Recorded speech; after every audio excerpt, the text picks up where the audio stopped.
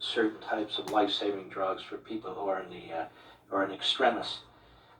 I feel like that's what's happening to this drug. It's being chewed up by the FDA. What do you make of this?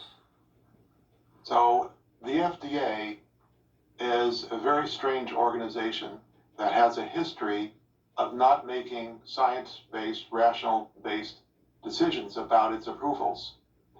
This was started most noticeably in 1987 when people with AIDS in New York City were dying of what is called pneumocystis pneumonia, PCP. And the clinical experience then had been amassed of a large number of cases who were prevented from dying by use of the antibiotic Bactrim. This is, even then, was a generic medication and cheap. And activists obtained a meeting with Dr. Fauci and 15 of his selected scientists at FDA, at NIH, and asked Dr. Fauci just to make guidelines to physicians that they consider using Bactrim to treat preventively AIDS people so that they wouldn't die of this pneumonia. Dr. Fauci refused. He said, I want randomized, blinded controlled trial evidence. That's my gold standard, that or nothing. The activists left. The NIH did not fund any randomized trials. They raised money themselves from their own AIDS patients to collect the data to do a randomized trial. It took them 2 years. They came back to Dr. Fauci. During those 2 years, the FDA approved AZT as a treatment for AIDS. AZT works, but not completely. It needs other medications as well. And during the 2 years that it took them to get this data to come back to Dr. Fauci to support using Bactrim, 17,000 people with AIDS died because of Dr. Fauci's insistence on not allowing even a statement supporting consideration of the use. This has gone on before. Now we have Dr. Fauci denying that any evidence exists of benefit, and that's pervaded the FDA. The FDA has relied on Dr. Fauci and his NIH advisory groups to make a statement saying that there is no benefit of using hydroxychloroquine in outpatients. And this is counter to the facts of the case.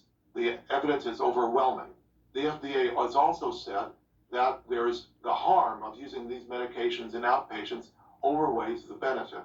And in fact, they said this with no information, no evidence whatsoever of any harm in outpatient use. And this is provable both by the fact that the FDA's webpage has a warning against outpatient use, but says it relies on inpatient hospital data, which means they don't have any outpatient data, as well as the fact that 90% of the cases of COVID this year have occurred since the time that the FDA restricted usage to inpatients only. So the FDA knows that it has no data for outpatients and no data on harm, and yet it denied the Henry Ford petition for outpatient usage. Dr. Fauci and the FDA are doing the same thing that was done in 1987, and that's led to the deaths of hundreds of thousands of Americans who could have been saved by usage of this drug. And this is the same thing that the FDA has done. It's outrageous. People need to be writing or calling their congressmen and senators and complaining that this is not the way the country should work, that a bureaucracy that's in bed with other forces that are causing them to make decisions that are not based on the science, that is killing Americans, is not acceptable.